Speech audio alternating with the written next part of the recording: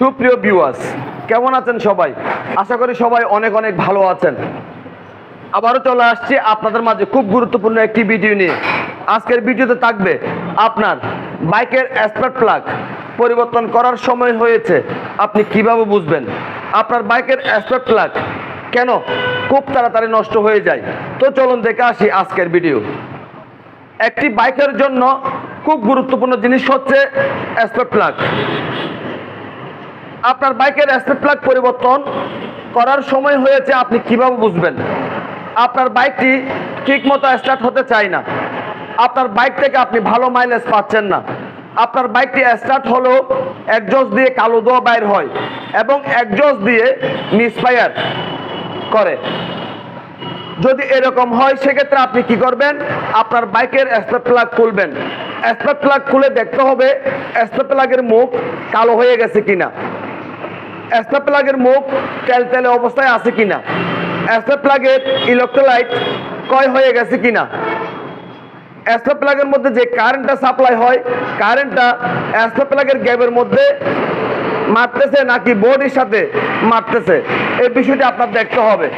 দেখতেছেন বোর্ডের সাথে কারেন্ট শর্ট করতেছে, দেখতেছেন স্পার্ক প্লাগ কালো হয়ে গেছে, দেখতেছেন স্পার্ক প্লাগ তেলতেলে অবস্থায় আছে, দেখতেছেন ইলেকট্রোলাইট ক্ষয় হয়ে গেছে, সেক্ষেত্রে আপনার বাইকের স্পার্ক প্লাগ পরিবর্তন করে নেবেন। সেক্ষেত্রে বাইক চালিয়ে অনেক বেশি মজা পাবেন। এখন কথা বলবো কেন বাইকের স্পার্ক প্লাগ খুব তাড়াতাড়ি নষ্ট হয়ে যায়।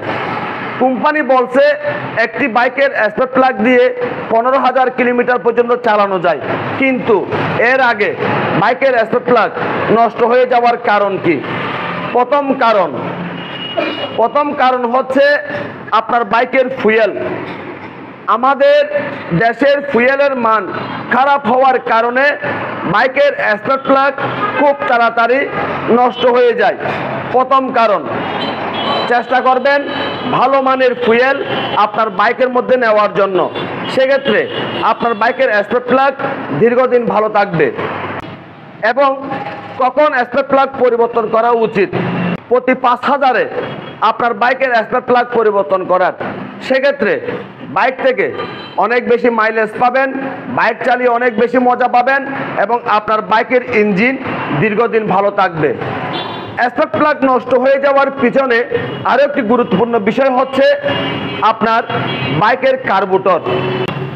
আপনার বাইকের কার্বুরেটর টুইনিং যদি ঠিক না থাকে, এয়ার এবং ফুয়েল যদি সঠিক অ্যাডজাস্ট না থাকে, সেক্ষেত্রে আপনার বাইকের স্পার্ক প্লাগ খুব তাড়াতাড়ি নষ্ট হয়ে যাবে। আপনি কি করবেন? সার্ভিস সেন্টারে গিয়ে আপনার বাইকের এয়ার এবং ফুয়েল সঠিক নিয়মে অ্যাডজাস্ট করে নেবেন, সেক্ষেত্রে আপনার বাইকের স্পার্ক প্লাগ দীর্ঘদিন ভালো থাকবে। স্পার্ক প্লাগ নষ্ট হয়ে যাওয়ার পিছনে আরও একটা বিষয় কাজ করে, সেটি হচ্ছে আপনার বাইকের টেপিট। আপনার বাইকের টেপিট যদি অতিরিক্ত টাইট থাকে, সেক্ষেত্রে আপনার বাইকের স্পার্ক প্লাগ খুব তাড়াতাড়ি নষ্ট হয়ে যাবে। আপনার বাইকের টেপিটের গ্যাপ অবশ্যই ফিলার গজ দিয়ে সঠিক নিয়মে অ্যাডজাস্ট করে নেবেন, আপনার বাইকের স্পার্ক প্লাগ দীর্ঘদিন ভালো থাকবে। স্পার্ক প্লাগ নষ্ট হয়ে যাওয়ার পিছনে আরও একটা বিষয় কাজ করে, সেটি হচ্ছে আপনার বাইকের এসটি কয়েল দিয়ে যদি কারেন্ট যদি সঠিক সাপ্লাই না করে, কারেন্ট যদি দুর্বল থাকে, সেক্ষেত্রেও আপনার বাইকের স্পার্ক প্লাগ খুব তাড়াতাড়ি নষ্ট হয়ে যাবে।